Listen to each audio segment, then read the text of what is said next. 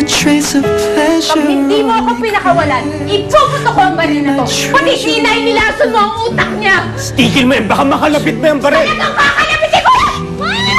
Maybe the Bakit song kailangan pang bumalik, Maita? Ayos na yung lahat eh. Dorcas! Ano ginagawa mo dito? I'm sorry, okay? Kung gusto mong iiwasan ko si Maita, iiwasan ko. Bumaba ka lang dyan, please. Halika, kunin mo kamay ko. Halika. Iiwasan mo. Iiwasan ko siya. Bumaba ka lang dyan, please.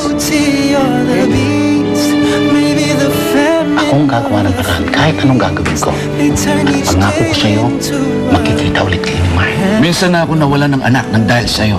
At kapag naulit muli yun, I swear, ako ang papatay sa'yo. Pasok kayo. Inasa na si Mark. Hindi mo naman naisama dito eh.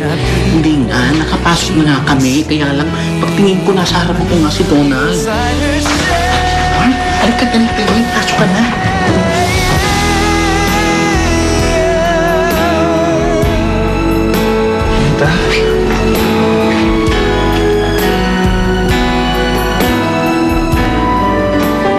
Maita?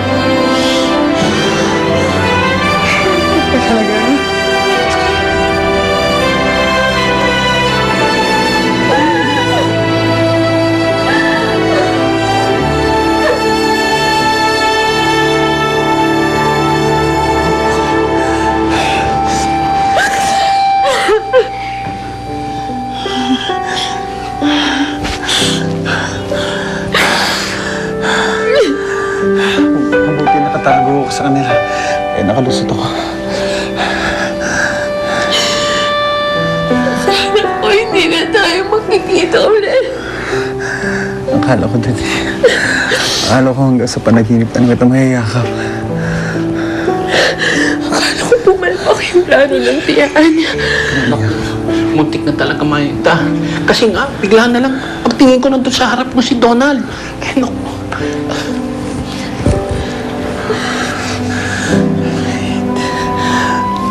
Hindi ko alam kung nananaginip ako.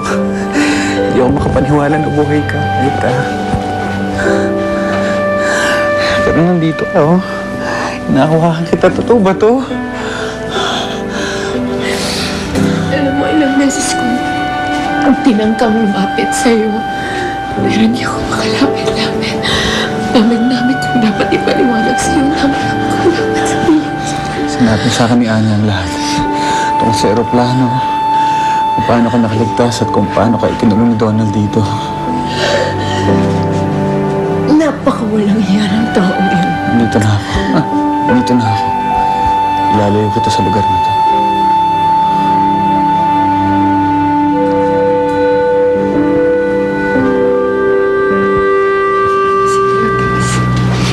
Panood ko sa TV.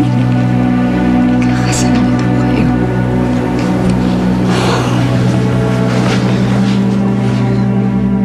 Si Maita yung kasama ni Mark. Dorcas, don't be paranoid. Paano makakasama ni Mark si Maita? Di ba ikaw na nga mismo nagsabi na ikaw ang pinili ni Mark? Ewan ko, Steph, pero nararamdaman ko magkasama si Mark at si Maita ngayon. Dorcas, please. Hindi ka naman sigurado na magkasama sila. Please. Tita, nararamdaman ko magkasama si Maita at si Mark ngayon eh. Kaya pala kanina pa ako di mapakalis sa bahay. Why don't you try calling him in his cellphone? Kanina ko pa po siya tinatawagan pero naka-off po yung phone niya. Hindi naman siguro naka-off. Baka low-bat lang. Hindi po siya low, but ayaw lang niya ako kausapin. Dorcas, please. Don't cry. Stop crying. Tay, hindi ko na po alam kung ano gagawin ko. Litong-lito na po ako. Hindi ko po kaya mawala si Mark sa akin. Tay, hindi ko po kaya. Don't worry. Don't worry. Oo, nagplano kami ni Dorcas. Kasi Kasi akala ko patay ka na eh. Wala akong choice. Pinilit ko nakalimutan ka. At si other people. Pero nung nalaman kong buhay ka, nakipaghiwalay ako sa kanya. Kaso lang nagpangkasa magpakamatay. Para lang siyang si Rebecca. Hindi ko sila maintindihan. Pinagpaano ako ng tatay nila.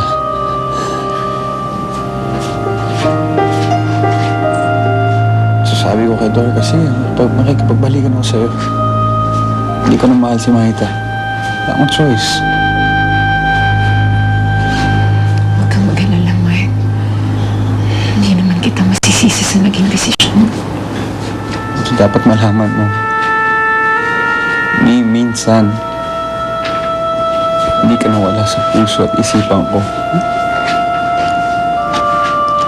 Mahal na mahal kita, Maita.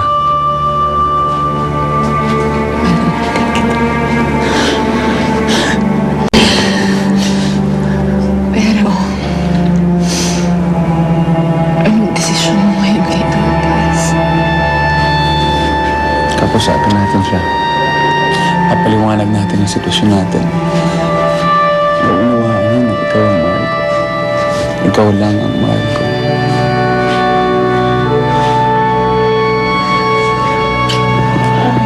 Uy, mamaya na yung dramahan na yan.